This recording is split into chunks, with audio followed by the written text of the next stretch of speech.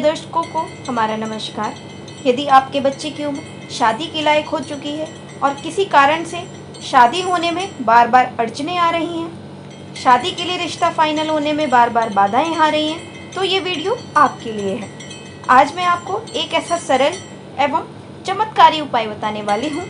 यदि आपने इस उपाय को मेरे द्वारा बताए गए तरीके से किसी भी सोमवार के दिन कर दिया तो विश्वास मान के चलिए, आपके बच्चे की शादी में चाहे कितनी भी बड़ी अड़चन क्यों ना आ रही हो, वो अड़चन तत्काल दूर हो जाएगी और जल्द से जल्द शादी होने के प्रबल योग बन जाएंगे। ये उपाय यदि बच्चे खुद अपने लिए करना चाहें तो कर सकते हैं, लेकिन मुझे पता है आजकल के जो बच्चे होते हैं उनके पास उपाय करने के लिए समय नहीं होता। तो ऐसी सिचुएशन में बच्चों की माँ ये उपाय अपने बेटे या बेटी के विवाह के लिए ज़रूर करें। कई बार सिचुएशन क्या होती है, आपके बच्चे दिखने में सुंदर होते हैं, अच्छी खासी उनकी जॉब होती है या फिर अपना खुद का व्यवसाय होता है। भगवान की कृपा से आपका बैकग्राउंड भी काफ़ी अच्छा होता है। इतना कुछ होने के बावजूद भी शादी में लगातार अड़चनें आती रहती हैं। रिश्ते आएंगे, बातें चलेगी, लेकिन कोई भी रिश्ता सफलता तक नहीं पहुंच पाएगा। बीच में ही ब्रेक हो जाएगा और कई बार तो बिल्कुल फाइनल तक बात पहुंच जाएगी और बिल्कुल एंड में जाकर कोई ना कोई ऐसी बात निकल कर सामने आएगी जिसके चलते सारी बातें बिगड़ जाएंगी। देखने वाले आएंगे, देखकर चले जाएंगे, मीटिंग होगी, लेकिन बाद में किसी भी प्रकार का पॉजिटिव रिजल्ट सामने से आपको नहीं मिल पाएगा। आप इंतज़ार करते रहेंगे, सामने वाला ना तो हाँ कहेगा और ना कहेगा, आप इंतज़ार करते रहोगे। कुछ ऐसे रिश्ते आएंगे जो आपके लेवल के ही नहीं हैं, आपको पसंद ही नहीं है, तो आप अपनी तरफ से मना करते रहोगे।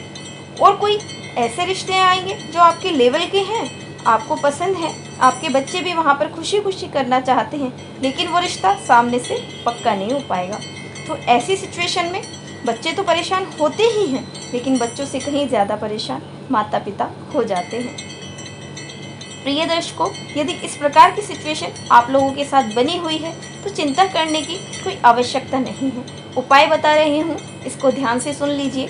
उपाय बताऊँ इससे पहले आपसे एक निवेदन करना चाहूँगी। यदि आप चैनल पर नए हैं और अभी तक आपने इस चैनल को सब्सक्राइब नहीं किया तो मुझसे लगातार जुड़े रहने के लिए अभी इस चैनल को सब्सक्राइब कर लीजिए और बेल आइकन को भी प्रेस कर लीजिए, ताकि हमारी आने वाली हर प्रकार की नई वीडियो का नोटिफिकेशन आपको मिल जाए, वो वीडियो आप तक आसानी से पहुंच पाएँ और आप उसे देख पाएँ। तो प्रिय दर्शकों, अब आप उपाय सुन लीजिए, इसको ध्यान से सुन लीजिए। ये उपाय आप किसी भी सोमवार के दिन कर सकते हैं, सुबह के समय भी कर सकते हैं, शाम के समय भी कर सकते हैं। ये उपाय करने के लिए क्या सामग्री होनी चाहिए आपको, आप उसे नोट कर लीजिए।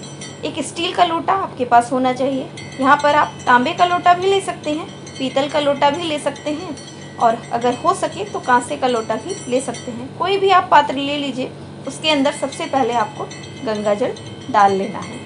थोड़ा सा गंगा जल उसके अंदर डाल लीजिए और उसके बाद उसको शुद्ध जल से भर लीजिए।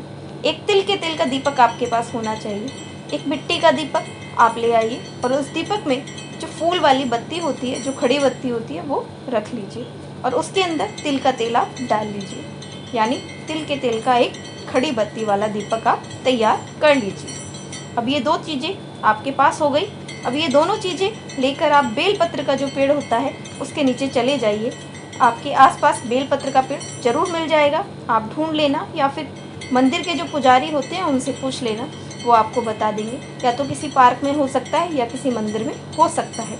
तो बेलपत्र के पेड़ के नीचे आप चले जाइए और बेलपत्र पेड़ के नीचे जाकर सबसे पहले ये जो जल आप लेकर गए हैं, बेलपत्र का जो पेड़ है उसकी जड़ में आप इस जल को अर्पित कर दीजिए। उसके बाद ये जो दीपक आप लेकर गए हैं, इस दीपक को बेलपत्र का जो पेड़ है उसकी जड़ के पास रखकर इसको जला दीजिए अपनी मनोकामना बोलते हुए। और उसके बाद एक मंत्र का आपको जाप करना है। बिल्कुल आसान सा मंत्र है। मंत्र क्या है? नमः शिवाय। क्या है मंत्र? नमः शिवाय। इस मंत्र को आपने 108 बार बोलना है। यदि माला की सहायता से बोल सकते हैं तो माला का प्रयोग कर सकते हो। यदि माला का प्रयोग करना संभव नहीं है ऐसी जगह पर, तो फिर उंगलियों पर भी आप गिन सकते हैं। 108 बार कम से कम आपने इस मंत्र का जाप करना है अपने मन ही मन में। चाहे आप माता हो, पिता हो, या फिर लड़का हो या लड़की खुद कर रहे हो अपने लिए, तो इस मंत्र का जाप आपने 108 बार तो कम से कम करना है। उसके बाद शंकर भगवान से, माँ पार्वती से अपने शीघ्र विवाह होने के लिए अपने भाव से प्रार्थना करनी है। और यदि आप माँ हो, अपना बेटा या अपनी बेटी के लिए कर रहे हो, तो अपने बेटे या बेटी के शीघ्र विवाह, शादी होने के लिए अपने भाव से प्रार्थना करनी है। आपकी जो प्रार्थना है उसके अंदर भाव होना चाहिए, श्रद्धा होनी चाहिए, विश्वास होना चाहिए। तो ये आप प्रार्थना कीजिए।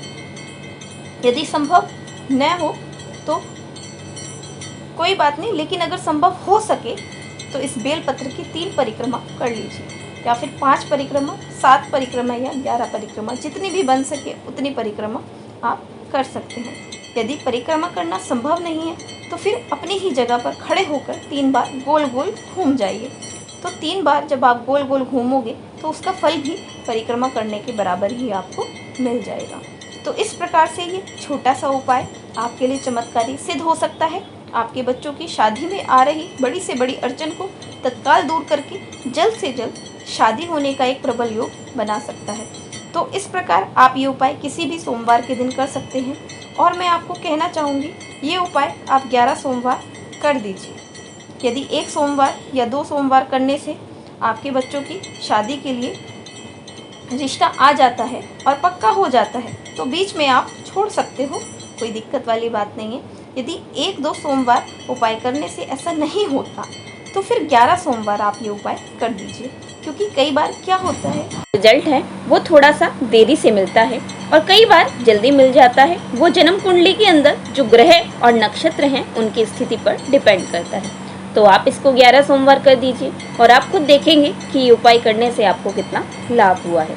तो फिर इसे दोस्तों, यदि उपाय आपको अच्छा लगे तो इस वीडियो को लाइक ज़रूर करना, शेयर भी करना, ताकि किसी ज़रूरतमंद के पास ये वीडियो पहुंच जाए और उसका काम बन जाए और वो आपको दुआ दे सके। कमेंट बॉक्स में हर हर महादेव जरूर लिखना, अच्छा रहेगा और आपका काम जल्द से जल्द बन जाएगा।